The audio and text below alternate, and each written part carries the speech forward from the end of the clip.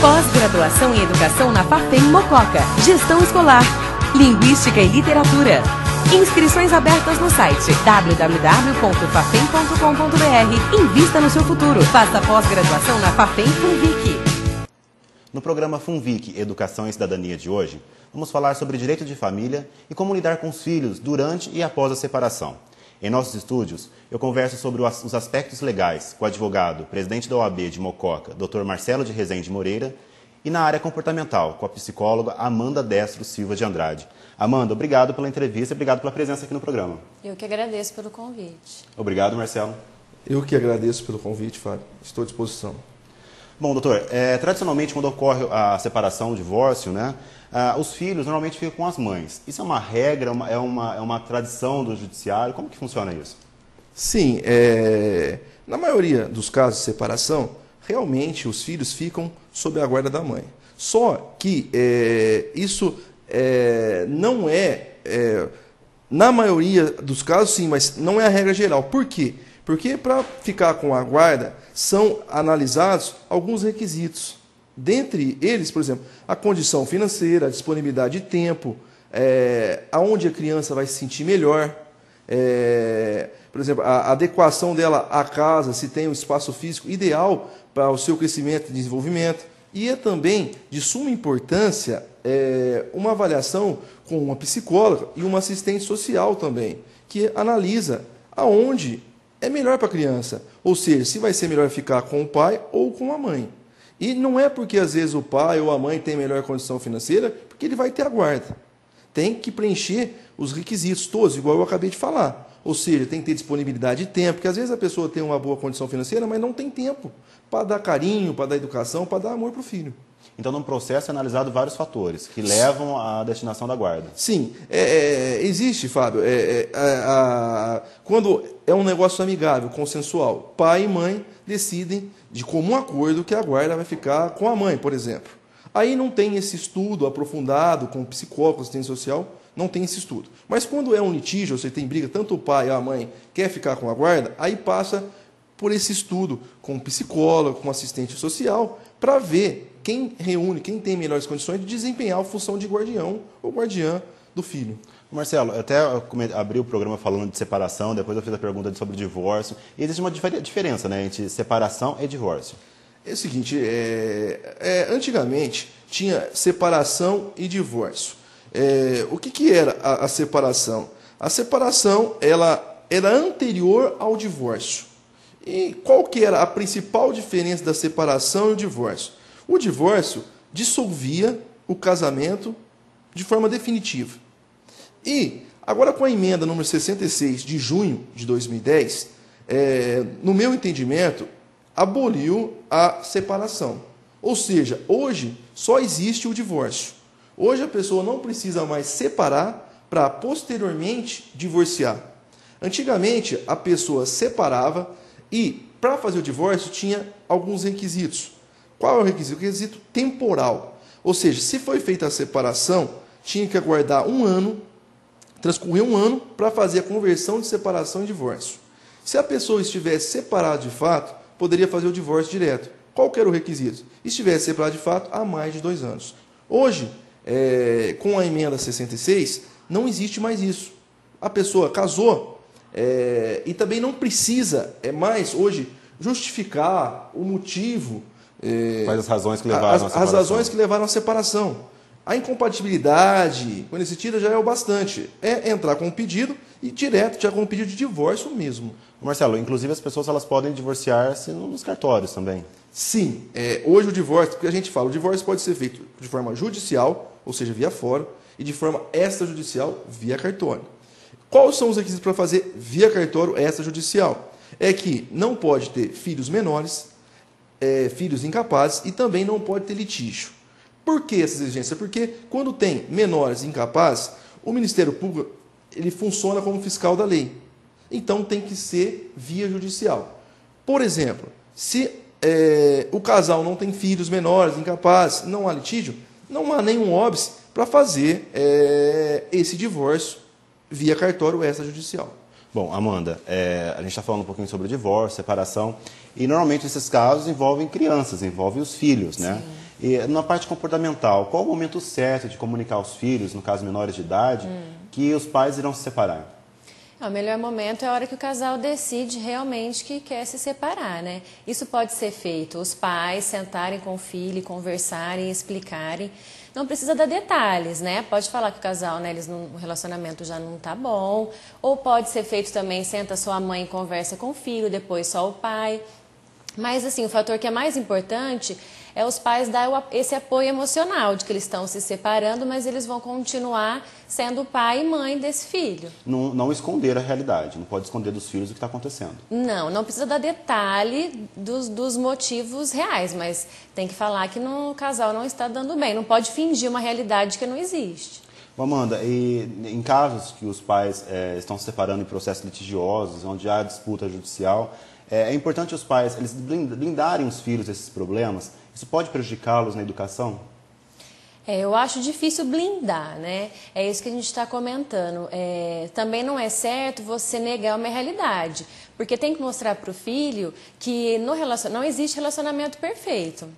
O casal ele tem brigas, ele tem discussões, mas é lógico que evitar discutir na frente do filho, o pai falar mal do outro para o filho, isso prejudique muito aí no desenvolvimento emocional da criança. Existe uma fórmula de proteger os filhos desses casos, desses problemas conjugais?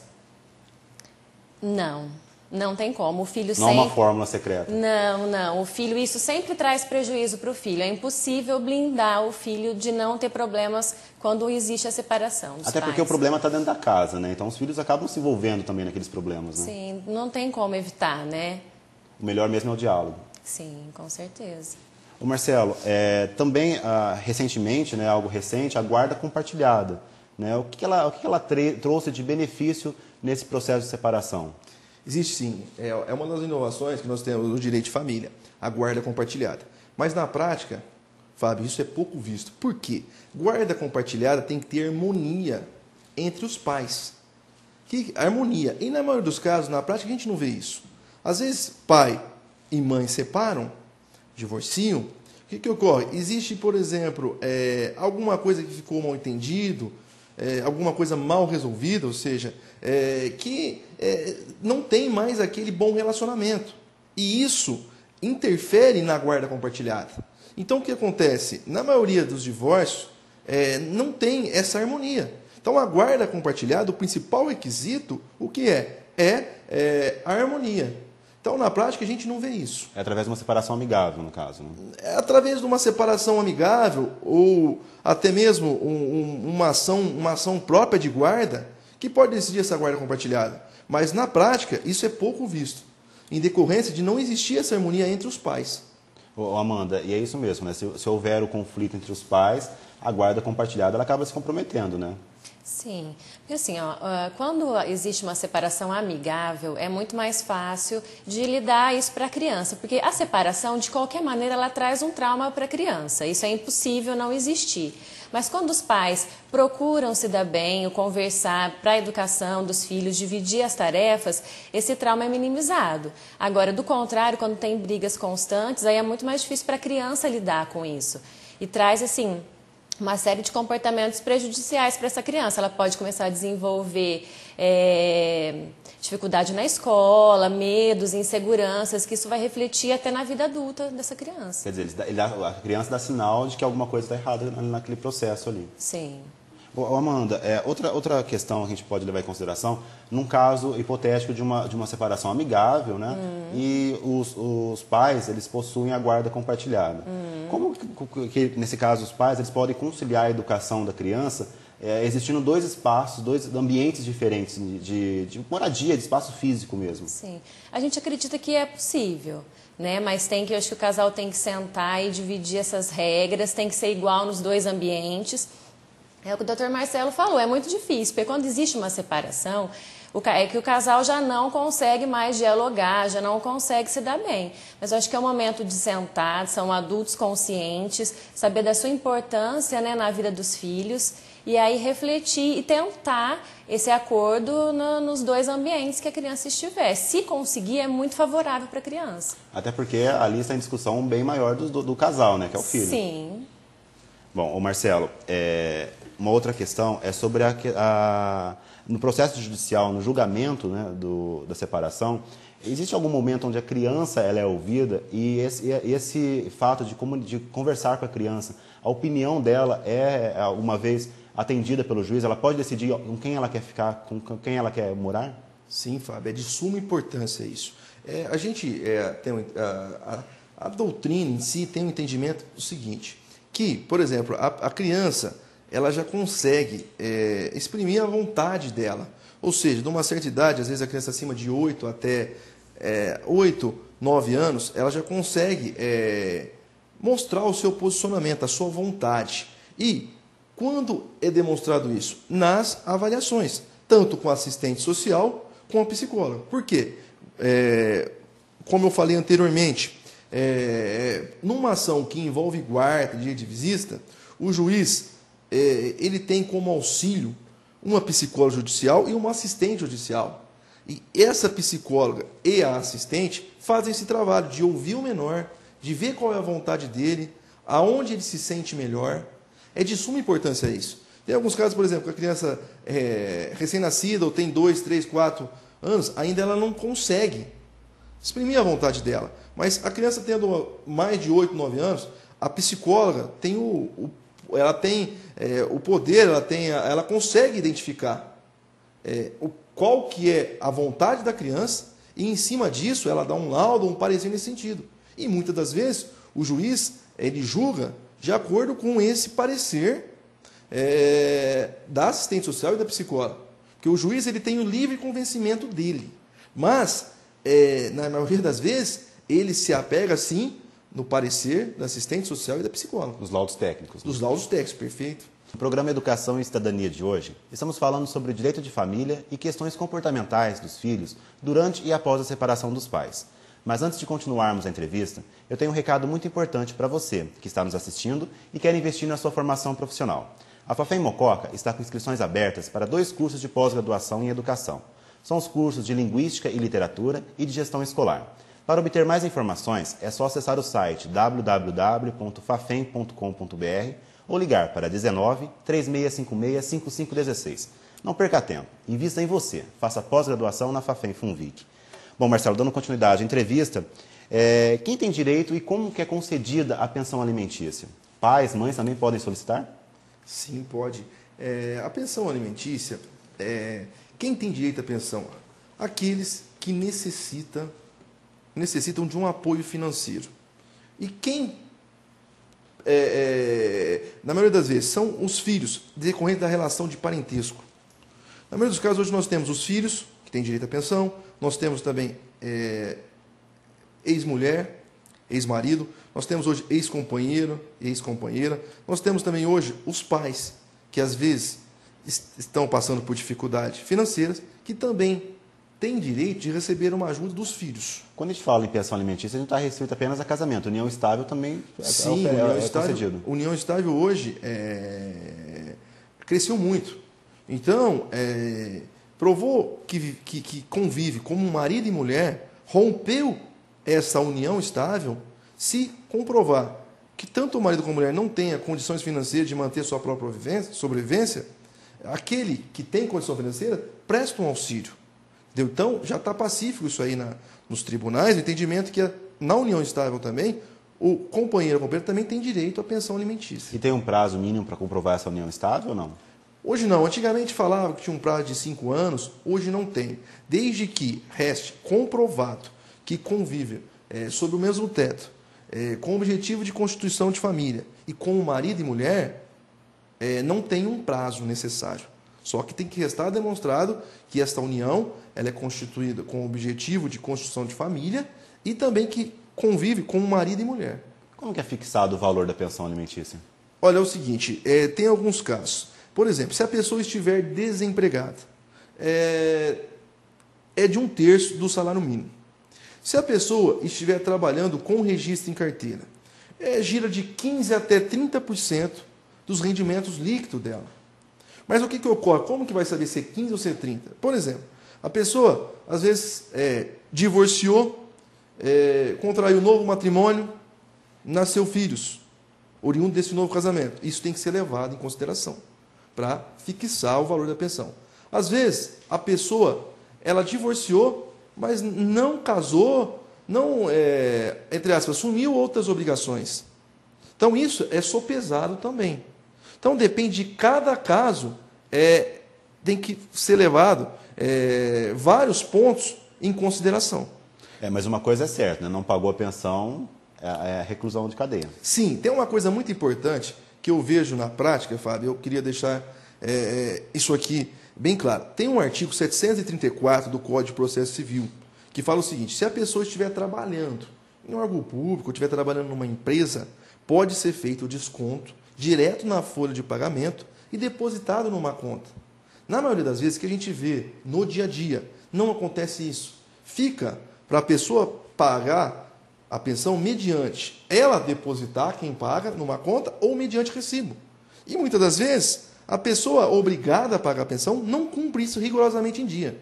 Então, o que é uma coisa? O artigo 734 do Código de Processo Civil fala: se a pessoa estiver trabalhando com registro e carteira, desconta a fonte de pagador, desconta da folha de pagamento e deposita numa conta bancária. Então, é uma coisa mais segura para aquela pessoa que recebe a pensão alimentícia. Marcelo, como que é estabelecido o processo de visita, né, os períodos de visitas após a separação? Os tios, avós, o resto da família também tem os mesmos benefícios que os pais ou as mães? Olha, é o seguinte, como é estabelecido o direito de visita?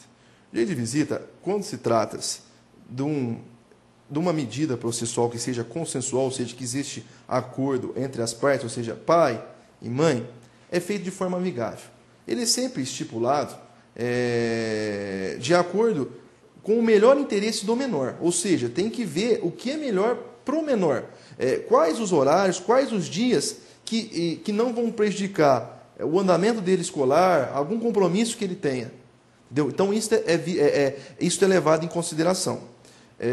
Quando trata-se de litígio, ou seja, que pai e mãe não entram no consenso, aí o que acontece? É feito aquele estudo, igual eu falei anteriormente, com psicóloga e com assistente social, e lá vai ser verificado qual a melhor forma de visita. Tá? Hoje, quem tem direito de visita? Os pais, os avós também. Hoje tem até uma lei, lei federal, no sentido do que os avós têm direito de visita também. Com relação aos tios, ainda não tem um dispositivo legal específico nesse sentido, mas tem alguns entendimentos de tribunais também concedendo esse direito aos tios. Mas, na maioria das vezes, esses direitos são dos pais e dos avós também. Amanda, crianças que passam por situações dessa forma, de processo litigioso, de separação, depois da briga, né, em questões de pensão alimentícia, ela pode desenvolver uma insegurança e, no futuro, quando ela se tornar adulta, problemas de relacionamento também? Sim, a gente percebe muito, né, na separação esses comportamentos da criança. Nesse período é muito importante que os pais perceberem se uma criança está muito introspectiva, muito quieta, calada, ou então muito agressiva, sempre os extremos. É importante levar essa criança para um acompanhamento psicológico, até para minimizar esses problemas futuros. E o acompanhamento psicológico seria, no caso, psicóloga, um trabalho de assistente social também? Sim, uma avaliação do comportamento dessa criança e uma ajuda, uma orientação até para os pais também, né? De uma melhor maneira aí de estar conduzindo esse momento de separação, porque às vezes os pais também encontram-se perdidos neste momento de não saber como lidar entre o casal e com o filho, né? Muitas vezes esses casos eles acabam refletindo na escola, né, principalmente, né, em insegurança, em dificuldade de aprendizagem. Sim, é um dos primeiros lugares que você acaba percebendo este comportamento da criança, né? Mas é correr atrás o mais rápido possível. Marcelo, existe recentemente, né, vai completar agora 1 ano, a Lei de Alienação Parental. O que ela determina especificamente? Sim.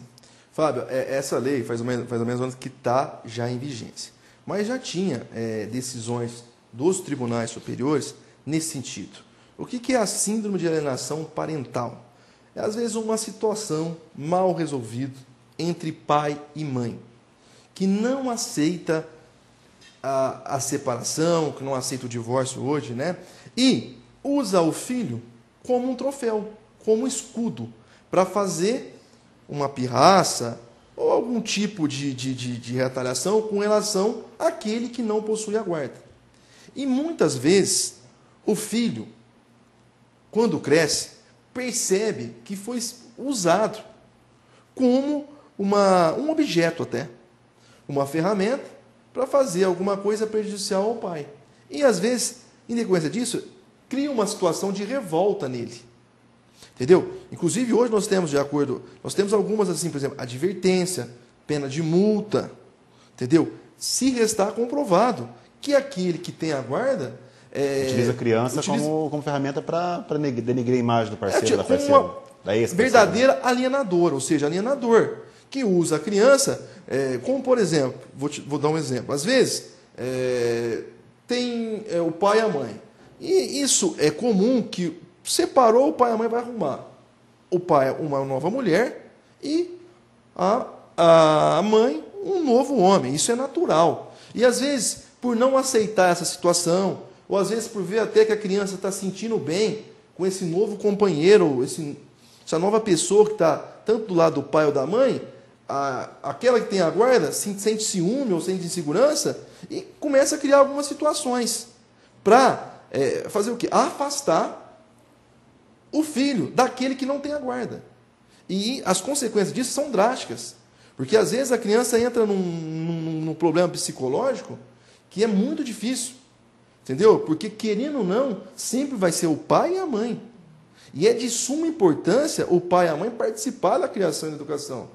Porque a maior vontade da criança, ela não entende os motivos que levou à separação, mas é ver uma harmonia entre o pai e a mãe. Entendeu? Então, na prática, a gente vê muito isso. Às vezes, uma situação mal resolvida. E esses casos, inclusive, são penalizados com a perda da guarda da criança? Olha, sim. Tem alguns casos que eles falam que é uma pena de advertência, multa ou até perda da guarda. Tinha no projeto da lei que está em vigência até a pena de prisão, mas isso foi excluído, nós não temos mais. O que ocorre hoje? Quais são as penalidades? Uma advertência, uma pena de multa e também perder a guarda.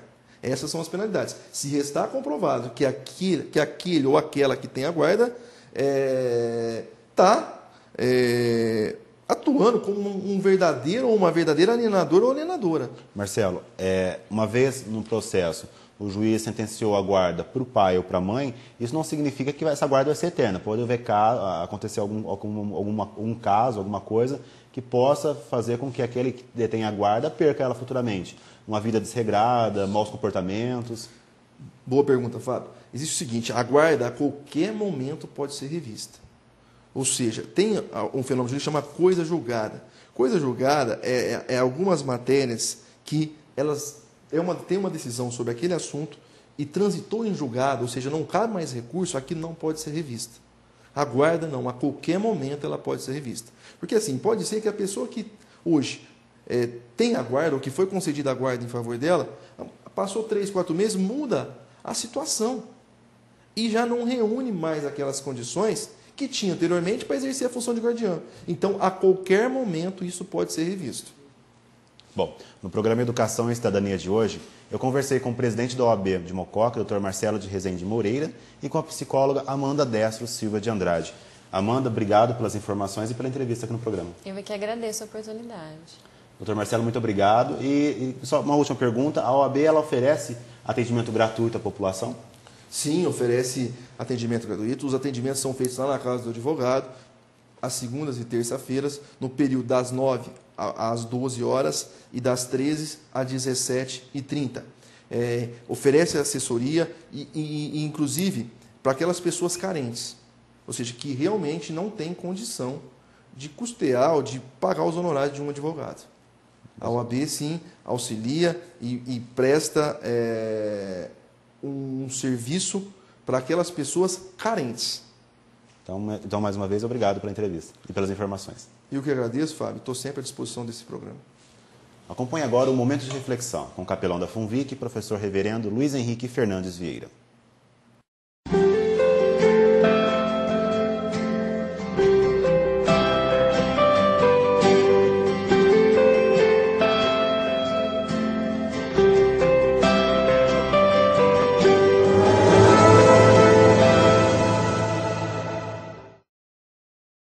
Olá, bem-vindo a mais um momento de reflexão.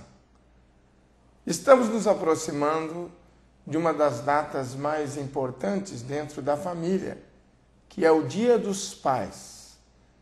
E hoje abordamos um tema da extrema importância, falando sobre a necessidade do envolvimento da família no desenvolvimento das nossas crianças.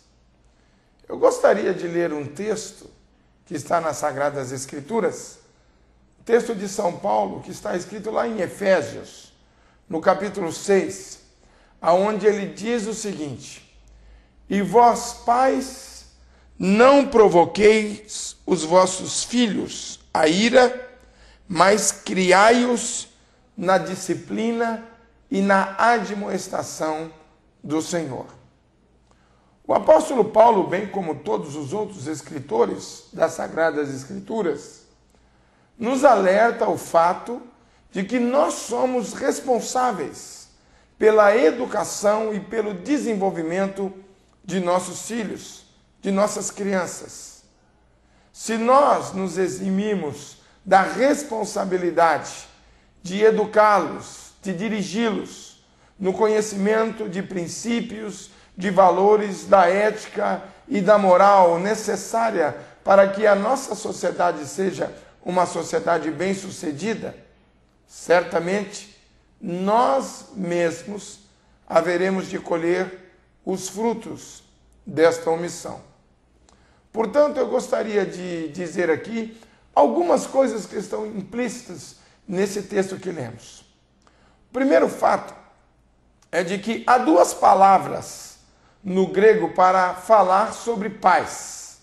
A primeira palavra é a palavra gonês, que tem a ver com pai e mãe, a família. Nós, como pais, e aqui nos referimos a pais e mães, temos a responsabilidade de acompanhar os nossos filhos no seu crescimento. A outra palavra é a palavra pateres, e é designado aqui um substantivo masculino, falando de pais homens. Nesse texto em questão, a palavra utilizada pelo apóstolo é exatamente esta, pateres. Em um contexto onde muitas vezes as mães ficam responsabilizadas pela educação dos filhos, a mãe é que fica responsabilizada pelo acompanhamento, pelo desenvolvimento da criança, principalmente na questão da escola e da sociedade. Já vista a questão da reunião de pais na escola, na maioria das vezes, são as mães que acompanham os seus filhos. Eu e você, como pais, devemos participar também de uma forma ativa do desenvolvimento dos nossos filhos, tanto meninos quanto meninas. Precisam receber a companhia, a presença, o princípio da autoridade dos pais devem ser vistos e vivenciados pela família brasileira. Nós devemos criar os nossos filhos na disciplina, na correção e também na admoestação, no conselho que vem do Senhor. Quando os pais participam do desenvolvimento das suas crianças, eles têm muito menos problemas e dificuldades quando eles chegam na adolescência e na fase adulta. A nossa sociedade seria uma sociedade bem melhor se nós pudéssemos oferecer às nossas crianças uma oportunidade de acerto, uma oportunidade de segurança nos momentos em que eles mais precisam da gente. A adolescência. Que Deus abençoe você e permita que você seja um instrumento nas mãos dele para o desenvolvimento e para a maturidade de nossos filhos. Que você, meu querido irmão e amigo, como pai, seja de fato uma ferramenta nas mãos do Senhor para que as nossas crianças cresçam de uma forma sadia, aproveitando tudo aquilo que a nossa cultura, que a própria escola, que a própria sociedade tem a oferecer de melhor para cada uma delas. Pense nisso e que Deus muito lhe abençoe neste dia em que comemoramos o Dia dos Pais. Nós, da Fundação FUNVIC, queremos oferecer a você um Dia dos Pais cheio de paz e de muita saúde. Saúde física, saúde espiritual, saúde financeira, emocional, familiar. Que você tenha vida e tenha vida em abundância. Que Deus muito lhe abençoe e até o próximo programa.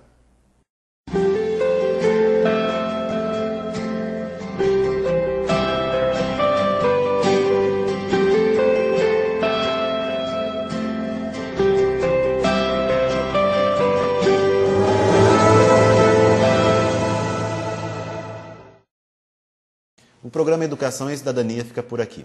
Você pode participar do nosso programa e ainda acompanhar as entrevistas na íntegra pela internet através do site www.funvic.org.br. Mais uma vez, obrigado pela sua companhia e até o próximo programa.